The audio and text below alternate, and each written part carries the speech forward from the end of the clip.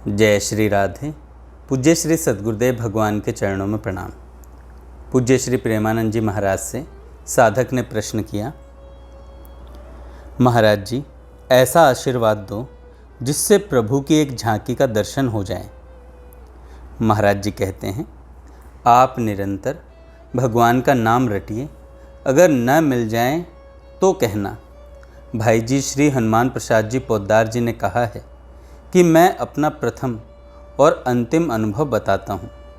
आप नाम रटने का नियम ले लीजिए, पूर्ण करेंगे श्री हरि। नाम को ऐसा पकड़िए, श्री हरि भी सामने हो तो भी नाम न छूटे। तो देख लेना, हरि और प्रियाजू आपके सामने से जाएंगे नहीं।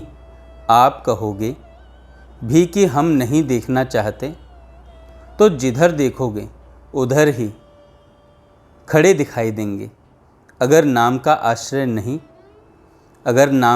नहीं है तो कितनी देर रोक सकते हो उनको।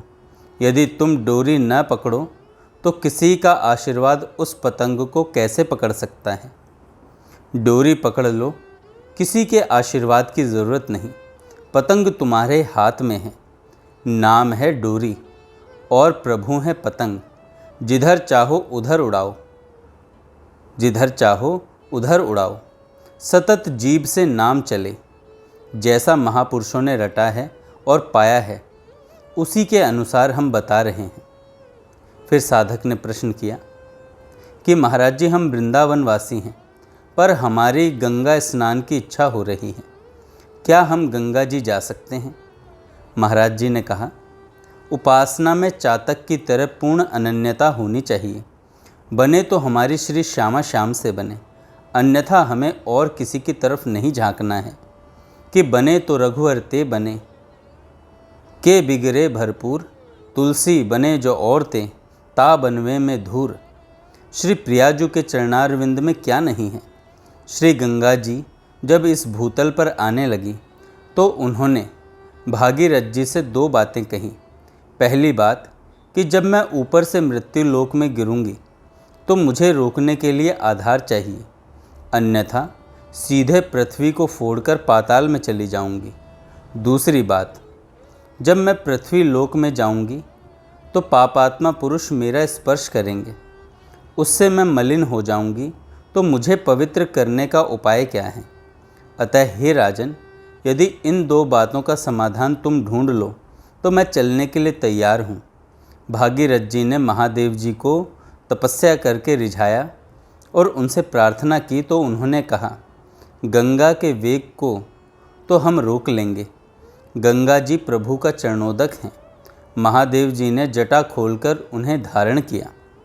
फिर भागीरथ जी ने दूसरी बात का समाधान बताया। हे गंगे मैया, जो सदैव श्री हरि को अपने हृदय में धारण किए हुए हैं, ऐसे महापुरुष जब तुम्हारा स्पर्श करेंगे तो तुम निष्पाप हो जाओगी। अब जरा सोचो, गंगा जी तक को निष्पाप कर देने वाले भगवत प्रेमी महात्मा जन होते हैं। फिर ये वृंदावन धाम तो श्री प्रियाजू का निज महल है। यहाँ तो एक से बढ़कर एक रसिक संत इन कुंज बीथियों में नित्य प्रति विचरण करते रहते हैं। श्री चाचा वृंदावन दास जी ने लिखा है, वृंदावन सेव हूँ भांति भली, जहाँ रसिक संतन को दर्शन, चलत फिरत कुंजन की गली। श्री हरिराम व्यास जी ने भी कहा है, साधु चरण रज माही व्यास से कोटिक पतित समात। अब यहीं आने के बाद तुम्हें गंगा जी जाने की आवश्यकता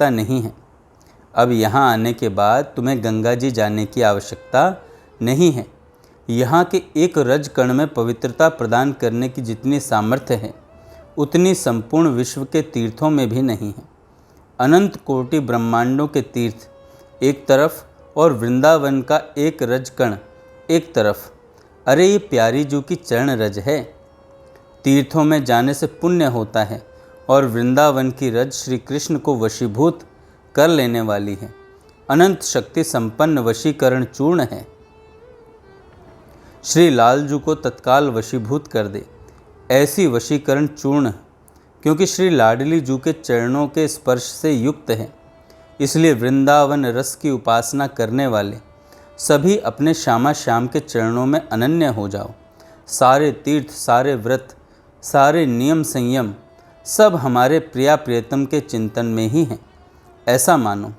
ये वृंदावन से प्रार्थना करो, हे वृंदावन, वह दिन कब होगा जब मैं आपको छोड़कर एक क्षण के लिए भी कहीं न जाऊं। रे मन वृंदा विपिन विहार, यद्यपि मिले कोटि चिंतामणि, तदपि न हाथ पसार। विपिन राज सीमा के बाहर, हरिहु को न निहार। जय श्री भट्ट धूर धूसर तन, यह आशा उर्धार। अगर महत्व बुद्धि इधर नहीं रही और तीर्थों में जाने की मन में बात रही तो श्री हित ध्रुवदास जी ने कहा है, तज के वृंदा विपिन को और तीर्थ जे जात, छाड़ी विमल चिंतामणि, कोड़ी को ललचात।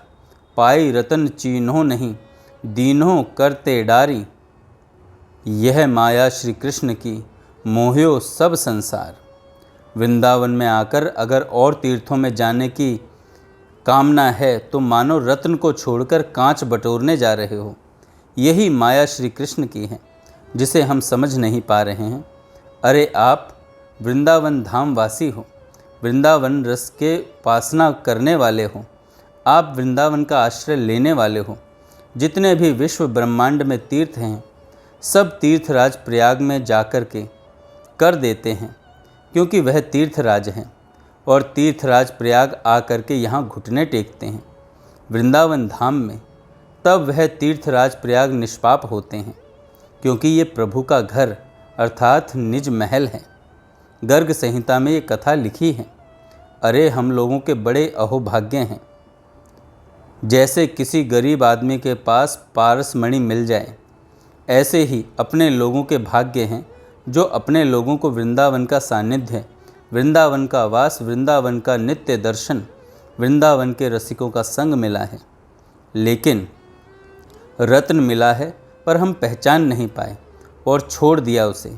इसलिए सावधान रहकर अनन्य निष्ठा से वृंदावन वास करो। जय श्री राधे।